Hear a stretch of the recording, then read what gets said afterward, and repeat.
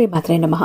ఈరోజు వీడియోలో కర్కాటక రాశి వారి గురించి కొన్ని నిజాలు మాట్లాడుకుందాం. అసలు వారికి ఈ రాబోయే రోజుల్లో ఏం జరుగుతుంది, ఎలా ఉండబోతోంది, ఎలాంటి పరిస్థితులు పరిణామాలు ఎదుర్కోబోతున్నారు, శుభాల అశుభాల లాభాల నష్టాల ప్రతి ఒక్కటి కూడా ఈరోజు మనమైతే డిస్కస్ చేస్తాం. కర్కాటక రాశి వారికి నక్కతోక తొక్కినట్లే. ఏప్రిల్ 25, 26, 27 తారీఖులలో జరిగేది తెలిస్తే నిజంగా ఆశ్చర్యపోతారు. మీరు వినబోతున్న 5 శుభవార్తలు ఏంటో చుట్టూ ఎవరూ లేనప్పుడు మాత్రమే ఈ వీడియోని ఒంటరిగా చూడండి. కర్కాటక రాశి వారు చాలా అంటే చాలా అదృష్టవంతులు. ఎందుకు ఇంత అదృష్టవంతులు అని చెప్పాల్సి వచ్చింది అంటే గనుక, వీరు పుట్టిన దగ్గర నుంచి ఎన్నో రకాలైన కష్టాల్లోనే పెరిగారు.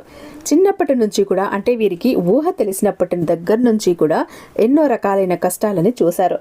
కానీ జీవితంలో గతంతో పోల్చుకుంటే ఇప్పుడు ప్రస్తుత రోజుల్లో వీరికి అదృష్టం అనేది చాలా పట్టబోతోంది అని చెప్పి చాలా దర్జాగా హుందాగా బతకబోతున్నారు అని చెప్పవచ్చు అన్నమాట.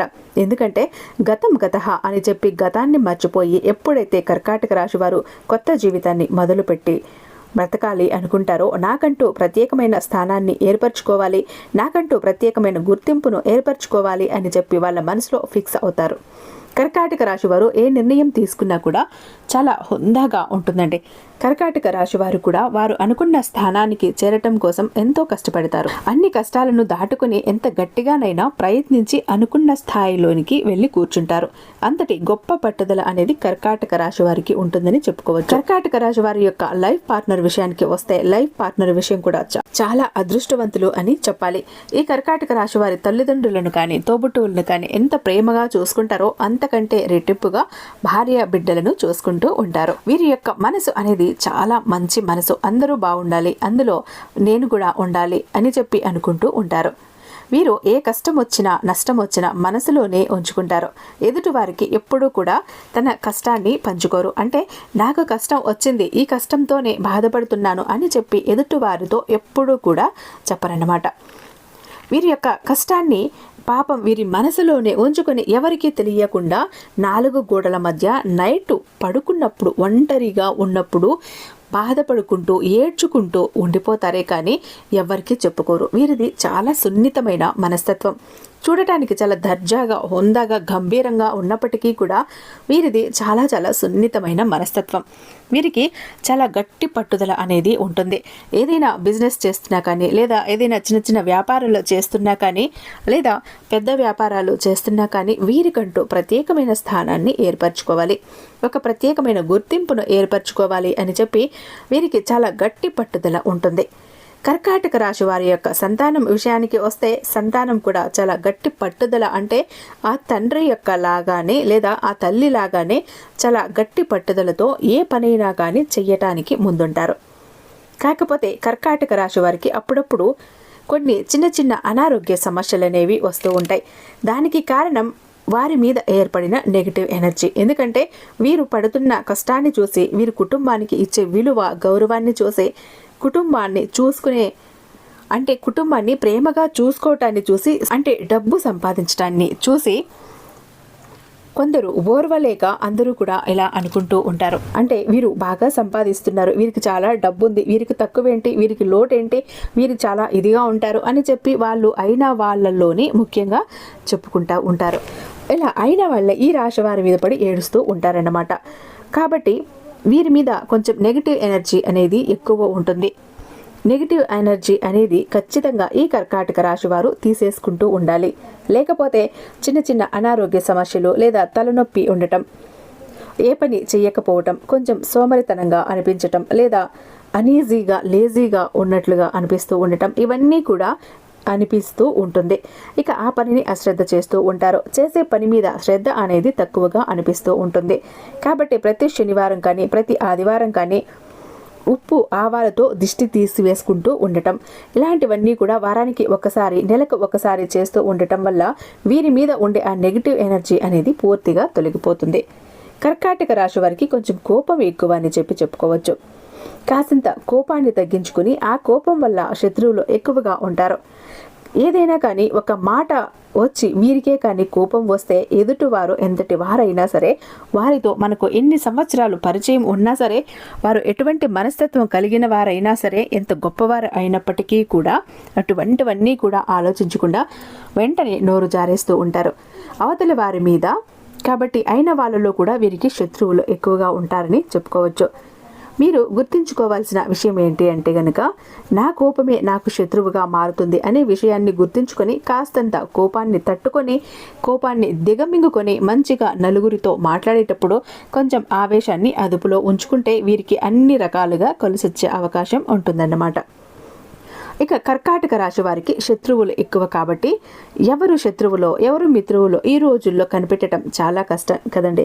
ఎందుకంటే మన వెంటే ఉంటారు, నవ్వుతూ ఉంటారు, మనతోనే ఉంటారు, మన వెనుక ఒక మాట మాట్లాడుతూ ఉంటారు, మన ముందు ఒకలా మాట్లాడుతూ ఉంటారు. కాబట్టి ఎవరు శత్రువులో ఎవరు మిత్రులో ఇప్పటి రోజుల్లో కనిపెట్టడం అయితే మహా కష్టమని చెప్పచ్చు. కాబట్టి ఈ కర్కాటక రాశి వారు తెలుసుకోవాల్సిన విషయం ఏంటంటే, ఎప్పుడైనా కానీ ఎదుటి వారితో పర్సనల్స్ అనేవి షేర్ చేసుకోకండి.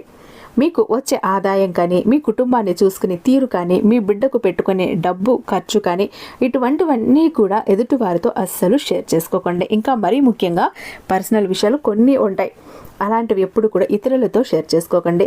మంచిగా ఉన్నప్పుడు అంతా చెల్లుబాటు అవుతుంది. మీకు మధ్య ఏదైనా కొంచెం చెడింది, తేడా జరిగింది అంటే అప్పుడు ఇవన్నీ కూడా బయట పెట్టడానికి వారికి మీరే అవకాశం ఇచ్చిన వారు అవుతూ ఉంటారు. కాబట్టి మీ పర్సనల్స్ అన్నవి పర్సనల్గా ఉంచుకుంటూ ఎదుటివారితో చెప్పకుండా ఉంటే మీ యొక్క బలం ఏంటో, మీ యొక్క బలహీనత ఏంటో ఎదుటివారు తెలుసుకోకుండా ఉంటారు. దానివల్ల మీరు కొంచెం సేఫ్ అవుతారన్నమాట. కాబట్టి ఈ ఒక్క విషయాన్ని గుర్తుంచుకోండి. ఇక కర్కాటక రాశి వారు ఏదైనా కానీ ఒక పని చేసేటప్పుడు కాస్త గోమాత పూజ చేసుకొని ఆ పనిని ప్రారంభించండి. అంటే గోమాతకు చక్కగా పసుపు రాసి బొట్టు పెట్టి, గోమాతకు ఇష్టమైన ఆహారాన్ని, పదార్థాన్ని చక్కగా తినిపించి పెట్టి పూజ చేసుకోవటం, పూజించిన తర్వాత ముఖ్యమైన పనులు మొదలు పెట్టుకుంటూ ఉండటము. లేకపోతే గనక శనివారం పూట వెంకటేశ్వర స్వామి గుడికి వెళ్ళి తులసి మాలను సమర్పించి రావి చెట్టు కింద నేతి దీపాన్ని వెలిగిస్తూ ఉండటం. ఇవన్నీ చెయ్యటం వల్ల ఏంటంటే మీకున్న ఆ జాతక దోషాలు ఏమైనా ఉంటే గనక ఆ దోషాలన్నీ కూడా పూర్తిగా తొలగిపోయి చక్కగా మీరు చేసే పనిలో మంచి కలుసుబాటుతనం అనేది మీకు వస్తుంది. ఈ విషయాన్ని అయితే మీరు గుర్తుంచుకోండి. ఇక మీరు మనసులో ఎటువంటి భయాలు పెట్టుకోకుండా చక్కగా ఈ రకంగా దైవనామస్మరణ చేసుకుంటూ ప్రతి నిత్యం కూడా పూజ చేసుకుని మీరు చేసుకున్న పనులన్నీ కూడా సక్రమంగా జరగాలని సంకల్పం చేసుకుంటూ ప్రతిరోజు పనిని గనక మీరు స్టార్ట్ చేస్తే ఖచ్చితంగా మీకు అన్ని రకాల కలిసి వస్తుంది. ఇక కర్కాటక రాశి వారు వినబోతున్న ఆ 5 శుభవార్తలు ఇప్పుడు చెప్తాను, జాగ్రత్తగా వినండి. చుట్టూ ఎవరు లేనప్పుడు మాత్రమే, ఒంటరిగా మాత్రమే ఈ వీడియోని చూసే ప్రయత్నం అయితే చేయండి. ఇలా ఎందుకు చెప్పాను అంటే, ఇందాక నేను చెప్పాను కదా, మీ యొక్క బలం కానీ మీ యొక్క బలహీనతలు కానీ ఎదుటి వారితో అస్సలు చెప్పుకోకండి. మీరు ఏంటంటే కల్లా కపటం లేని మంచి మనసున్నవారు. మీరు ఏదైనా కానీ నలుగురితో పనిచేసుకుంటూ ఉంటారు, కానీ వారు ఏంటి మీ మీద పడి ఏడుస్తూ ఉంటారు. ఏదైనా కానీ మీకు మంచి జరగాలి అంటే ఆ మంచి ఏ విధంగా పాడు చెయ్యాలా అని చూసే నలుగురు మధ్యలో మీరు ఉన్నారు, మీరు బ్రతుకుతున్నారు. కాబట్టి ఎవరు లేనప్పుడు ఒంటరిగా చూస్తేనే మీకు అంతా మంచి జరుగుతుంది అన్న ఒకే ఒక్క కారణంతో మీకు ఈ మాట అయితే నేను చెప్పాను. ఇక ఒకటవ శుభవార్త ఏంటి అంటే, మీరు ఇంటి స్థలాన్ని కొనడానికి ప్రయత్నిస్తూ ఉంటారు. ఆ ప్రయత్నం అనేది సఫలమవుతుంది. అంటే మీకంటూ ఒక మంచి ఇల్లు కట్టుకోవాలి అన్న ఉద్దేశంతో మీరు స్థలాన్ని చూస్తారు. మీకు అనుకూలమైన స్థలాన్ని మంచి రేటుతో కొని ఆ స్థలంలో మీకు నచ్చినట్లు నూతన గృహాన్ని ఏర్పరచుకుంటారు. ఇది చాలా చాలా గుడ్ న్యూస్ అండి. ఎందుకంటే ప్రతి ఒక్కరికి కూడా వారికి నచ్చినట్లుగా ఇంటిని నిర్మించుకోవాలి అనే కోరిక ఉంటుంది. మన సొంతింట్లో మనం అడుగు పెట్టాలి అన్న కోరిక కళ ఉంటుంది. ఆ కోరిక అనేది నెరవేర్చుకోవటం నిజంగా గుడ్ న్యూసే అన్నమాట. ఇక రెండవది ఏంటి అంటే కనుక, మీ ఇంట వివాహ బాజాలు అంటే పెళ్లి బాజాలు అనేవి మోగబోతున్నాయి. ఎవరైతే కర్కాటక రాశి వారు ఇంతవరకు వివాహం కాని వారు ఉన్నారో, ఇప్పటి వరకు ఎన్నో ప్రయత్నాలు చేసినా కుదరటం లేదు అని విసిగిపోయి ఉన్నారో, ఇప్పటి నుంచి గనుక వారు ప్రయత్నాలు మొదలు పెట్టినట్లయితే ఖచ్చితంగా మీ ఇంట వివాహ బాజాలు మోగుతాయి అన్నమాట.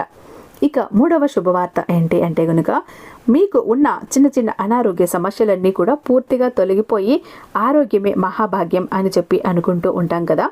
ఏ మనిషికైనా కానీ డబ్బు కావాలా, ఆరోగ్యం కావాలా అంటే ఆరోగ్యమే కావాలని చెప్పి కోరుకుంటాం. ఎందుకంటే ఆరోగ్యం ఉంటే ఎంత డబ్బైనా కానీ సంపాదించవచ్చు. కాబట్టి ఆరోగ్యం ఉంటే మీకు ఆ ఆరోగ్యం అనుకూలించబోతోంది అని చెప్పి ఇప్పుడు ఇది మూడవ శుభవార్త అన్నమాట. ఇక నాలుగో శుభవార్త ఏంటి అంటే కనుక ఎవరైతే కర్కాటక రాశిలో నిరుద్యోగులు ఉన్నారో ఆ నిరుద్యోగులకు గనక ఉద్యోగం కోసం ప్రయత్నించినట్లయితే వారికి ఉద్యోగం వచ్చే అవకాశాలు 100కి 100% కూడా ఉన్నాయి. ఇక అంతేకాకుండా ఎవరైతే ఉద్యోగం చేస్తూ ఉన్నారో వారికి ప్రమోషన్స్ రావటం, జీతం పెరగటం ఇలాంటివన్నీ కూడా జరుగుతాయన్నమాట. కాబట్టి ఖచ్చితంగా దానికి తగ్గ ప్రయత్నాలు చేసుకోండి. ఇది కూడా నిజంగా ఒక గుడ్ న్యూస్ అని చెప్పాలి. ఇక ఐదవది ఏంటి అంటే కనుక కర్కాటక రాశి వారు పిల్లల చదువులకి సంబంధించిన ఒక గుడ్ న్యూస్ వినబోతున్నారు. అంటే ఇప్పుడు జరుగుతున్న ఎగ్జామ్స్ కానీ, కాంపిటేటివ్ ఎగ్జామ్స్లో కానీ, అంటే పబ్లిక్ బోర్డ్ ఎగ్జామ్స్ జరుగుతున్నాయి కదా, వాటిలో మీ పిల్లలకి మంచి మార్కులు, మంచి ఉత్తీర్ణతతో పాస్ అయ్యే అవకాశాలు ఉన్నాయి. ఒక గుడ్ న్యూస్ అయితే స్కూల్ నుంచి మీకు అందుతుంది. మీ పిల్లలు మంచి స్కోర్ అయితే సాధించబోతున్నారు అని అది విని మీరు చాలా సంతోషపడిపోతారు. ఇది కూడా ఈ సంవత్సరంలో జరుగుతుంది. ముఖ్యంగా ఏప్రిల్, మే నెలల్లో అయితే జరుగుతాయి. ఇది కూడా ఒక గుడ్ న్యూస్ అని చెప్పుకోవచ్చు. మీరు వినాల్సిన 5 శుభవార్తలైతే విన్నారు కదా.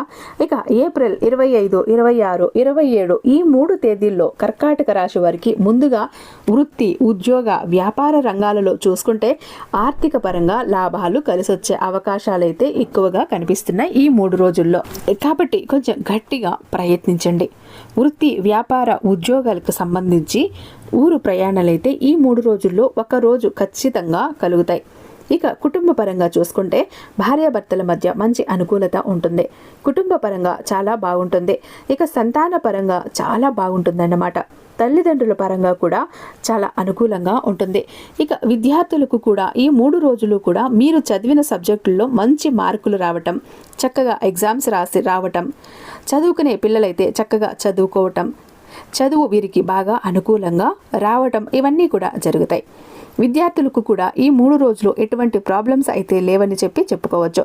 ఇక సినీ రంగ పరిశ్రమల వారికి, రియల్ ఎస్టేట్ వారికి కూడా ఈ 3 రోజులు చాలా అద్భుతంగా ఉంది అని చెప్పుకోవచ్చు. కొన్ని చిన్న చిన్న అనారోగ్య సమస్యలు వంటి వాటి నుంచి కూడా ఉపశమనం లభించి చక్కగా ఆరోగ్యం కూడా అనుకూలిస్తుందని చెప్పుకోవచ్చు. ఇక అంతేకాకుండా లవర్స్ ఎవరైతే ఉన్నారో లవర్స్ కూడా ఈ 3 రోజులు కూడా చక్కగా అనుకూలంగా ఉంటుంది. ఏదైనా మిస్అండర్స్టాండింగ్స్ ఉన్నా అవి తొలగిపోతాయని చెప్పుకోవచ్చు. ఈ 3 రోజుల్లో మీకు ఏ రకంగా చూసుకున్నా కూడా ఎటువంటి నష్టాలు కానీ ఏమీ లేవండి. చక్కగా సవ్యంగా సక్రమంగా ఈ 3 రోజులు గడిచిపోతున్నాయి. విన్నారు కదా, ఈ 3 రోజులు ఏ విధంగా ఉంటుంది. మీరు వినాల్సిన 5 శుభవార్తలు ఇవన్నీ తెలుసుకున్నారు కదా. ఐ హోప్ ఈ వీడియో మీకు నచ్చే ఉందని భావిస్తున్నాను. మీకు కనుక వీడియో నచ్చినట్లయితే ఒక చిన్న లైక్ ఇచ్చి వెళ్ళండి, అలా వెళ్ళిపోకండి. ఇంకా వెళ్తూ మీకు తెలిసిన వారు ఎవరైతే ఉన్నారో ఈ కర్కాటక రాశి వారందరికీ కూడా ఈ వీడియోని షేర్ చేయండి. వారికి రాబోయే శుభవార్తలు అన్నీ కూడా వారు కూడా వినాలి కదా. మీరు ఇంకా మన ఛానల్ని సబ్స్క్రైబ్ చేసుకోకపోతే సబ్స్క్రైబ్ చేసుకొని మీ సపోర్ట్ నాకు అందివ్వండి. ఎందుకంటే మరిన్ని ఇంట్రెస్టింగ్ టాపిక్స్తో మీకోసం మీ ముందుకు రాబోతున్నా కాబట్టి వాటన్నింటినీ మిస్ అయిపోతారు కాబట్టి. ఇక రేపు మరొక మంచి వీడియోతో మీ ముందుంటాను. అంతటిదాకా సర్వేజన సుఖినో భవంతు.